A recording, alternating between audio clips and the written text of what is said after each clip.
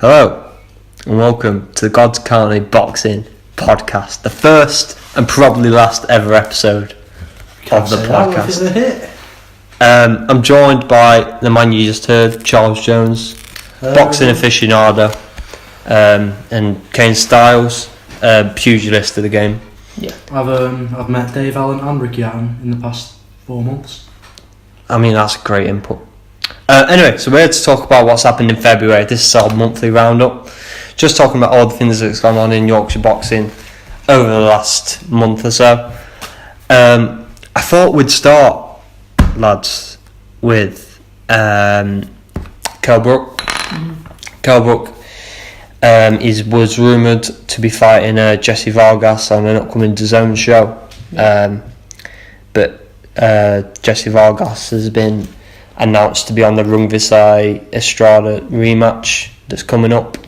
So I was just wondering how you feel about where Brook's career stands now, just with everything that's gone on with Khan and Crawford. It's a bit odd here for Kell Brook at the minute. I don't know where he went as soon as he left Dominic Ingle. So it a bit stop and start. He's had a few rough performances. Went 12 rounds with, was it even 12 rounds? Zarafa. Yeah, another unknown nine. That wasn't a good performance at all. And of course, Khan chose to fight Crawford. I don't think we're ever going to get to see Khan Brook, unfortunately. So, yeah, as you say, where does Brook go from here? I'm in completely opposite camp to you, Ken. I think that Khan Brook is the logical fight to happen. It has been for years, but I think Brook's not really a draw anymore. I think he knows he's not world champion material, and that is the last big box office fight that will get a lot of eyes on it. I think it'll happen within the next year or two, and I think that probably could be his last fight of his career. I'm inclined to agree. I think the value in the fight only diminishes. I think we're probably all in agreement when we say that Khan's chances against Crawford Slim. aren't the best. I mean, he's got a chance. He's a very solid boxer and that, but that chin's there to be hit, and Crawford's pretty immaculate at hitting people on the chin. So the value of that fight just keeps dwindling with every fight. How do you think that's going to hurt him missing out on the Vargas fight? Because I think the Vargas fight would have been a good sort of step up. It's winnable, but it's also a name in the States, and a win over Vargas would have been, it'd been quite almost a resuscitation in interest in that fight, but that fight's obviously not happened. Yeah, yeah, exactly. It's another missed opportunity. It'll be really disappointed that one isn't getting a go ahead now. Again, it begs the question: what does he do in the next couple of months? Who is the person that he's meant to fight? Does he fight another journeyman now, or what are your thoughts on that? I just don't know who he's going to fight next. With any decency about it. I think that who's this other fella that Vargas is going to fight?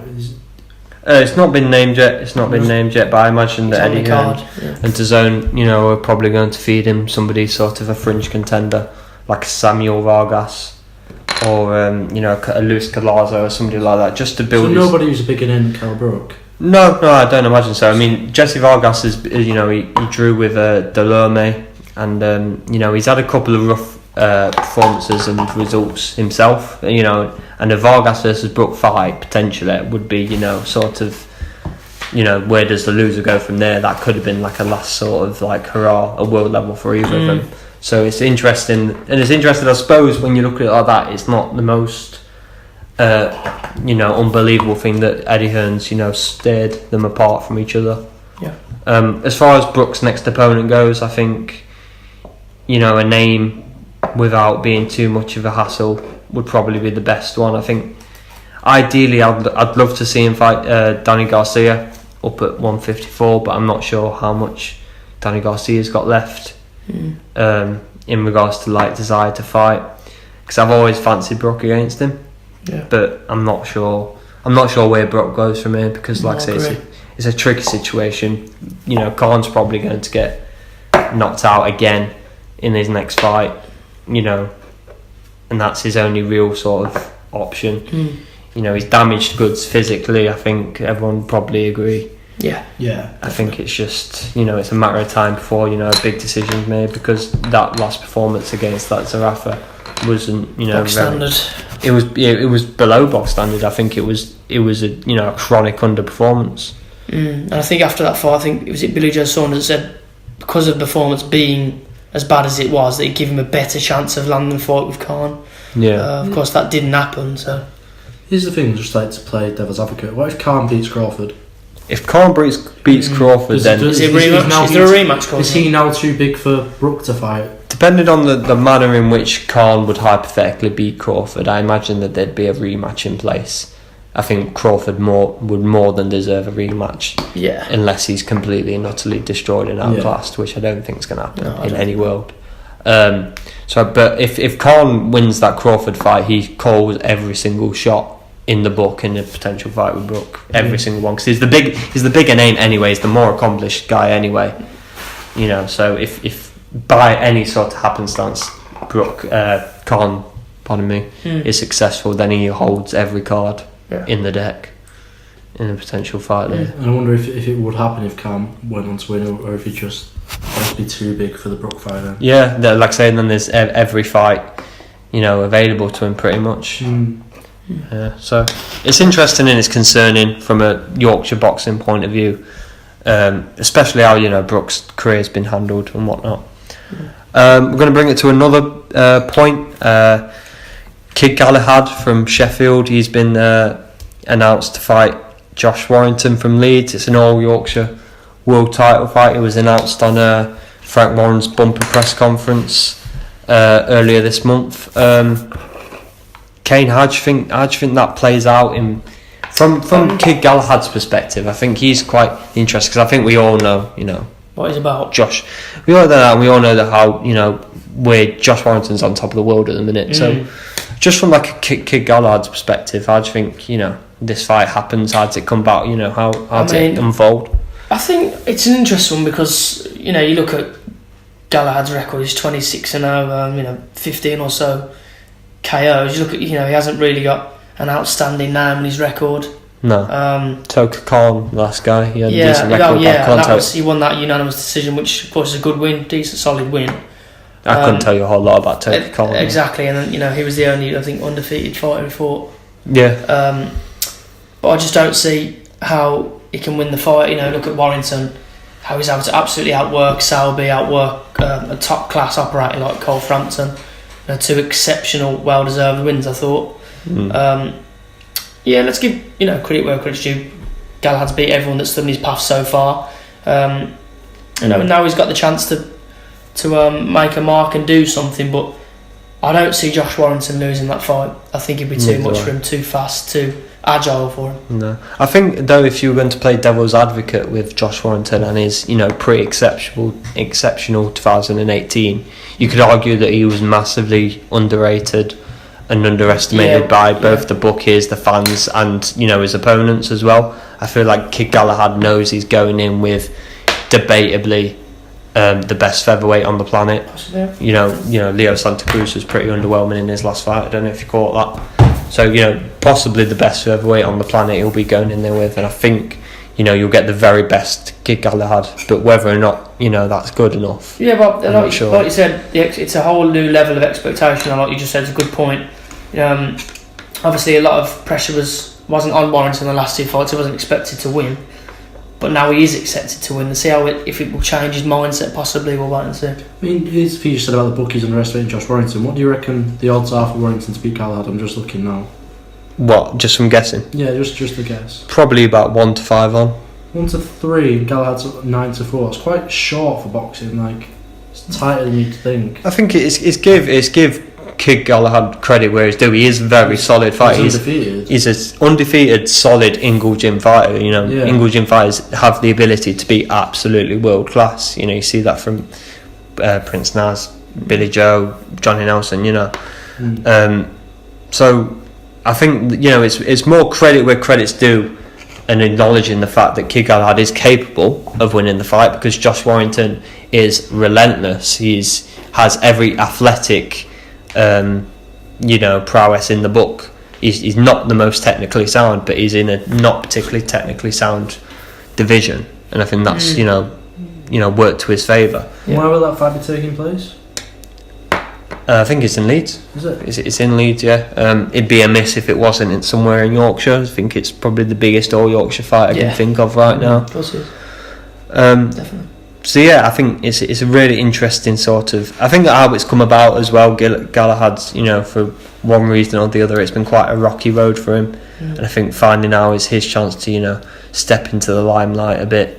Really take on one of the biggest names, one of the biggest emerging names in British boxing right now. Yeah. Yeah, and I think that segues nicely onto our next topic.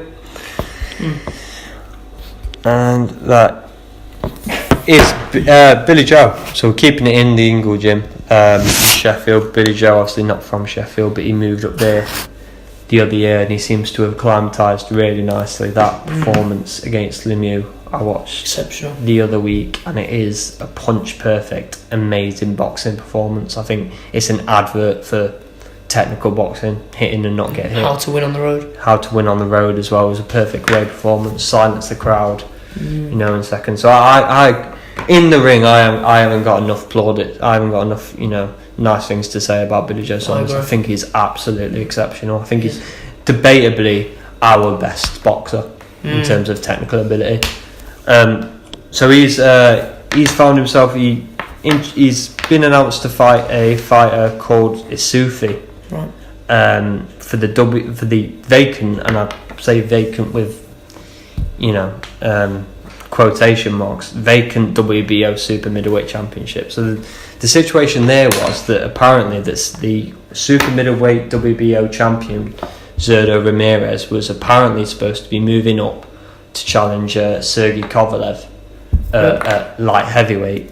But it turns out once the fight between Saunders and Isufi for the vacant WBO super middleweight title was announced, Zurdo Gilberto Ramirez has suddenly claimed that he's never vacated it at all.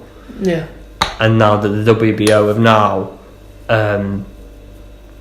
sort of took his word for it, and sort of on all their like official media channels they've all reinstated Gilberto Ramirez as champion and whatnot. And obviously that's then done ricochet sort of a ripple effect into the middleweight division as well, because obviously Saunders was the number one ranked with the WBO for Dimitri Andrade's title. Of course, Golovkin is now number one ranked with the WBO for Andrade's fight. Golovkin might be signing for DAZN and whatnot, so that'd be an old DAZN fight. Whether or not Hearn wants to feed Andrade to Golovkin, I say feed, but it could be a close fight. Golovkin's quite old. Yeah.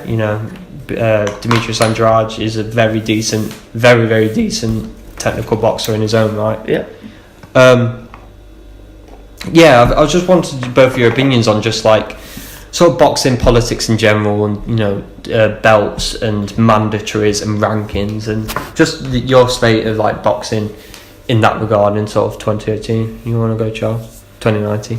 Well, I think that title shots in boxing, I don't know, it kind of denies a lot of the fights that people want to see, and it kind of puts them all off, you know what I mean? Where everyone wants to see the biggest names fight the biggest names, but sometimes you get your mandatory challengers who are... It's kind of often people who are just going to run through the other one until... Yeah, you saw that. You saw that in Kell Brooks' reign as IBF champion. He fought Jojo Dan and Kevin Bizier, two people, until then I'd never heard of. Like, it is more often not mandatory challengers,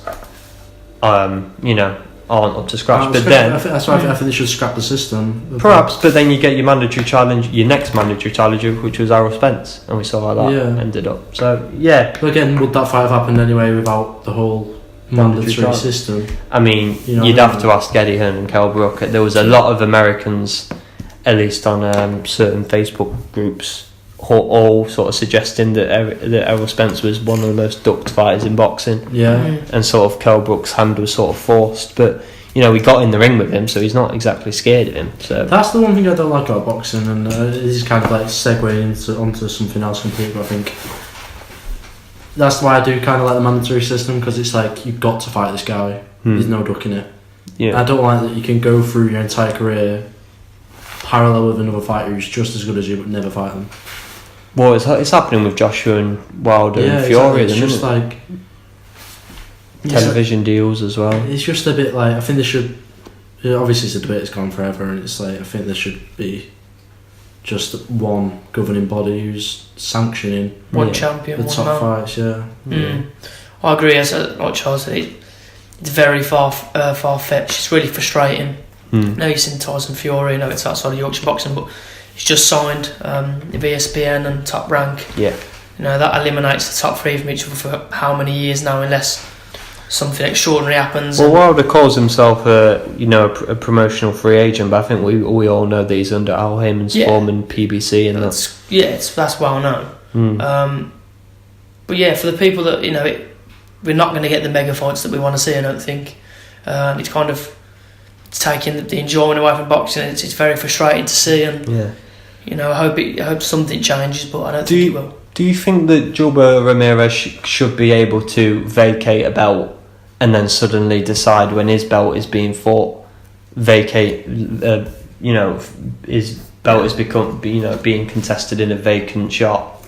Should he be able to go, actually no, and change his mind? No, of course not. Because that decision has rippled from the middleweight division, the super middleweight division, and the light heavyweight division. Yeah. There's been a whole ripple effect from his one decision. So do you think he should be able to do Of that? course, and once he vacates the belt, it should be a final vacated. decision. And that's that. He's earned it, but if you vacate it, then fight for it. Yeah, you can't just see Billy Joe Saunders, jump at the chance to fight. I don't know anything about this Isufi particularly, but he's not got a particularly impressive record. He's lost to Matthias Sek, who got blasted out of there by Anthony Yard. So he's lost to one of the guys that's been fed to Anthony Yard, which I think should tell you all you need to know about his sort of boxing prowess. Yeah. So I think Yeah. I think we're all probably agreed that it's a bit of a farce. I think the whole sort of state of boxing in that regard it's a bit of a rabbit hole that could have its own podcast, I think. Yeah.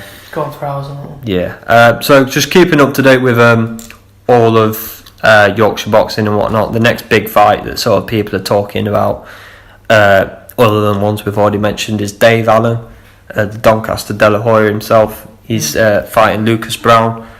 Have we got a date for that yet? April 13th, isn't it? Well, it's been announced date and venue this week, I've heard. April 13th's been scrapped. The April 13th is now Saunders versus Sufi, who we were just talking about. He's getting out Hasn't this been week. announced yet. Could still be around that time. Could be on. Do you think? You'd expect it. Could be on that card. Could be on He's been in camp already for 5 weeks. Kroll Lomachenko.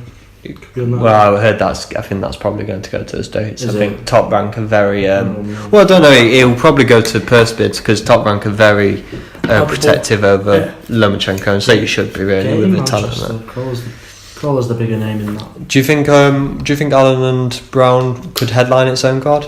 And it doesn't deserve to. Don't think he could sell out a big arena. I think that could sell.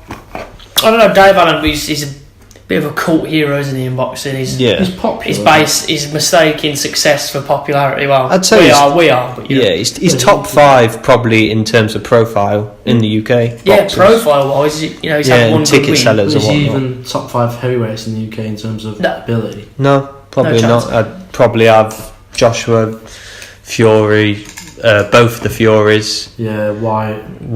Then you've got Joe Joyce, Chisora.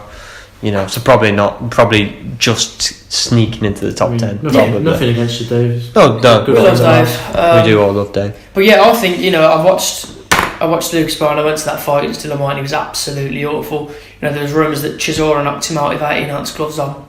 Took him 5 or 6 minutes to do that in sparring. Everyone says that. He's going on 39 years old now. I genuinely He's dragging his feet completely. I genuinely think that Dave Allen has a legitimate chance of winning that fight. Dave Allen, I think we all saw his last fight, didn't we? Yeah, but I think a lot of Dave Allen is mental, and I think that he has the capability to fight at a low European level. Probably, I think that's fair to say. I think he's more than enough ability to get a British title before he retires. I'm not sure. I think people give him more credit than he deserves. He's a bit of a one-trick pony, that over and right.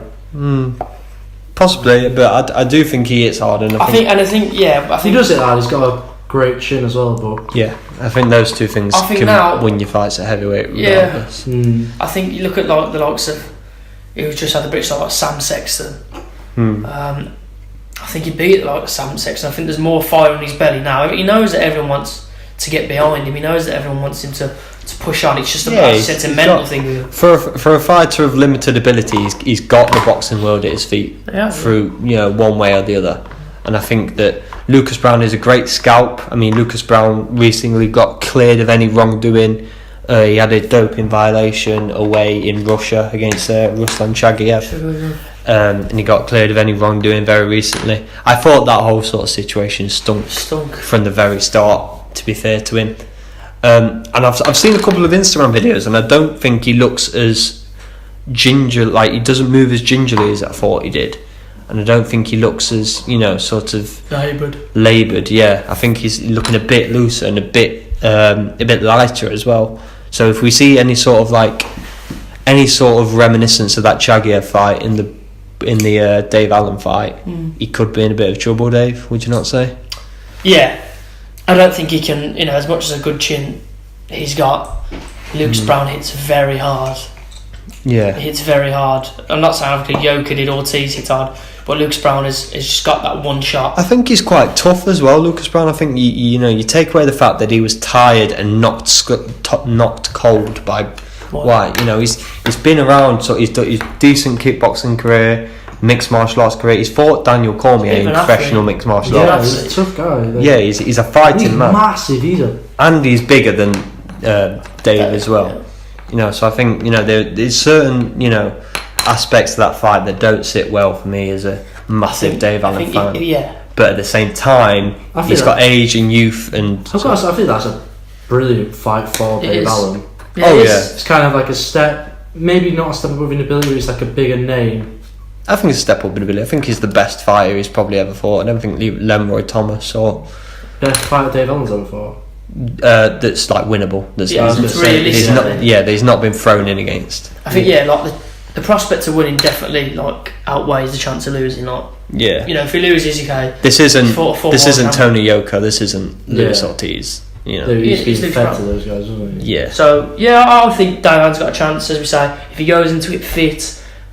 He starts moving his head, moving about a bit, gets beyond the jab. There's no reason why he can't win that fight. Well, I don't think we've really seen Dave Allen in a proper fight, have we? In a long time. He wasn't prepared for that last fight, and then the one before that was Nick Webb, who was losing the fight. Yeah, he's up against that German fella who knocked out in the first round, and then there was Nick Webb before that, which again was his one shot that landed. Yeah, I'd agree. And I think that we've not seen his actual boxing capabilities put to the test, or even. And I think we would have done against in the Lemroy Thomas rematch, because he got in for Dave Allen, incredible shape for that, and like I say, head clash, and then it's all over, and then obviously his head doesn't go because we don't know what's going on, but that could be a massive sort of gutting thing to happen.